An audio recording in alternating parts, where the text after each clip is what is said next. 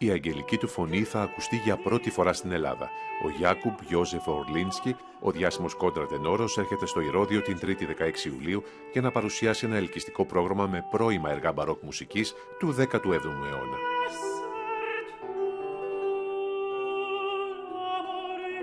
Δίπλα στον πολυβραβευμένο Πολωνό superstar θα βρεθούν η Il Pomo, το καταξιωμένο μουσικό σύνολο που ιδρύθηκε το 2012 από εμφημισμένους δεξιοτέχνες στον τομέα της ιστορικής μουσικής ερμηνείας.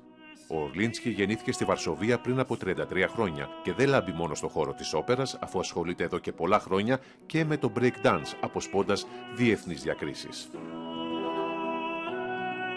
I believe that we have music from the very beginning of our being. But yes, I started in an amateur choir called Gregorianum, and I loved it. It was when I was 8, 9 years old. And you know, I was going to a normal school, but then after school I would go 2 or 3 times a week to that choir for those classes. And it was super fun because there were kids my age, but also guys who were like 21, 22, maybe even 23. So like right away you had to like sort of collaborate with people who are so much older than you. When your professional career started?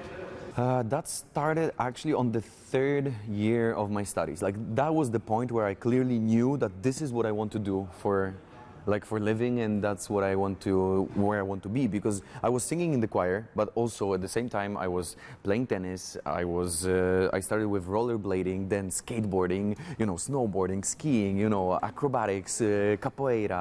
Then I found breaking, but the music was always with me, like all the way through. Like I had music, so I decided, okay, I don't know what to do with my life, so let's go to music university. And I didn't get in, but eventually I got in.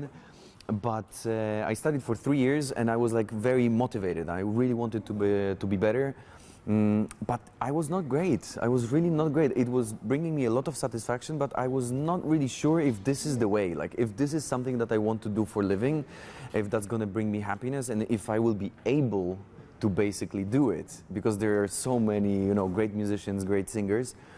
But yeah, after the 3rd year, I started traveling quite a lot, mostly in Europe, for competitions, and I was not winning them. Like, I was usually cut off after the first round, but I was like, yeah, I love it even more so because of traveling, and I love traveling, meeting people, like food. I love food, and I love Greek food. Oh my goodness! Oh, I can't wait. Anyways, yes, I love those kind of things. Plus sharing, because singing is also about sharing, and this is something that is very important to me. That I find pieces. They are super beautiful, and you don't have to know what is this piece about, but I can sort of make my interpretation and make you feel hopefully, and this is something very important to me. When all this changed in your life, and when did you understand that you have an exceptional voice, and this will be your life from then and on? I don't know, because I'm a countertenor. It's not a very usual voice type, but nowadays we have more and more countertenors, and because of social media and the exposure, more people are prepared for this type of voice. Because when I started, I had this crazy situation when I sang one of the first concerts when I was on my, I think, 2nd year of bachelor's degree in Poland. We had a sort of a classroom concert in a, like we call it House of Culture. Like there was like this place where different activities, cultural activities are happening, and there were, I don't know, 8 people in the public, and my friend soprano was singing, then my friend tenor was singing, and then I was singing, and when I made my first sound, like I produced my first sound, like 2 people were those older ladies, they were like, oh no, this is strange, this is weird, and so they left, and it was really discouraging, it was weird, but they were not prepared, they did not know like how to react to a voice which sounds very high, sort of female-like, and you see a man in front of yourself, and like it's for some of people quite contrasting and weird, but at the same time now more people know about it and there is so much music to explore with that voice type, and it's fun. So I don't have a very specific moment when I decided like okay, I have an extremely good voice, like this is it, because I still work a lot. You know, I'm 33, I'm still very young, but I'm just enjoying the ride because it's so beautiful to travel the world and do it with my friends.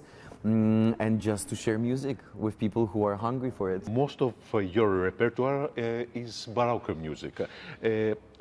Which is the main challenge for you singing this music? Because it's a very peculiar music. It's a peculiar music, but also it's an extremely well-written and beautiful music. And in my opinion, Baroque music in general is very pure in emotion. Some of the things, of course, are very virtuosic, and you know, we call it the aria di bravura, where you just show off. Like it's just like, you know, and you're like, and you do whatever you want. It's super fun, and it's actually entertaining for people too.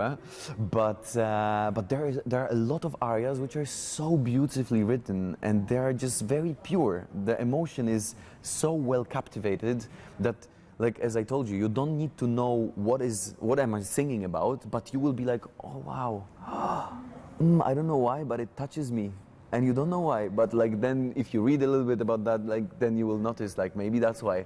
But I love actually looking for new pieces of music because. I have an impression that sometimes we are locked in certain Baroque pieces, like, I don't know, Vivaldi's Four Seasons, and everybody's like, oh yeah, Vivaldi's Four Seasons, or like, I don't know, Handel's Messiah or something. There are those, or Pergolesi's Stabat Mater, but there is so much more. You are not only an opera singer, you're also a break dancer. How do you combine these two? I find it very comforting to do both of those things because sometimes, you know, classical world is very difficult. So it's good to like release energy, not only bad energy, also good energy, you know. So I go and I practice with my crew and it's all super, super fun. Or I travel and I'm like in Paris, for example, and I am there for 2 months because of the opera production. And then between my rehearsals, I go to practice with the local hip-hop scene. Like there I find some dancers and I just practice with them. When I'm in Zurich, I do the same. When I'm in Munich, I do the same. When I'm in New York, I do the same. And it's super fun to have this kind of different thing to do, because otherwise you are stuck all the time in your one space, just singing and like, you know, this is the production, blah, this is my work, blah, and then you just kind of relax and enjoy. Do you think that we need change in the opera world as to attract younger audiences? I think the problem is that sometimes younger people, as I'm talking with young publics sometimes, they don't even realize that they need it, that they miss it.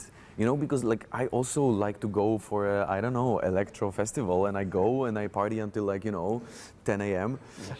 For a whole night because it's super fun. It brings you certain emotions that are not the same when you listen to an opera or to Sinfonia or whatever.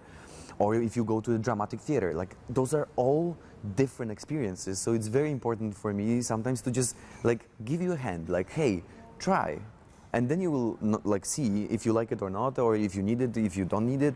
And it works because most of the time, because of my social media presence, especially on Instagram, I guess I attract quite a lot of young public that is not very connected with the classical world, like classical music. And they come and they're like, whoa, this is so great. I didn't even know that I need classical music, that it like gives me those, like, you know, the emotions, and it gives me this clarity of mind, or they sometimes, you know, fall asleep but they dream about crazy things. It's all good. I also fall asleep sometimes, It's normal, it's normal, but like actually I relax the best when I enjoy the performance. When everything is so great, I'm like, oh my gosh, this is so good. And I'm like in this half dream, half, you know, reality, and this is beautiful. So yeah, sometimes just young people don't know that they need it and that they want it, but you have to just give them a try.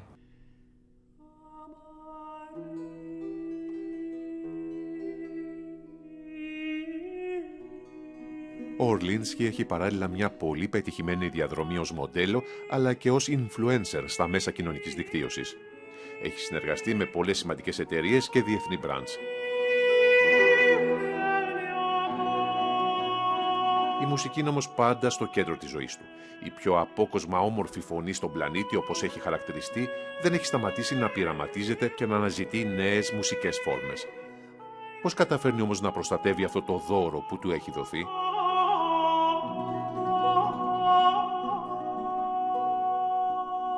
It's not easy at all. It's not easy at all. It's work. It's a very difficult work, and actually, as a singer, it's not that easy because actually everything has an impact on your voice. So if I drank this kind of coffee or different kind of coffee, or like like you ate some fruit which is has so much acidity that like you feel like so first of all you have to very much so know yourself, like really know yourself, because then you know what to do in order to be able to perform the best way every single time.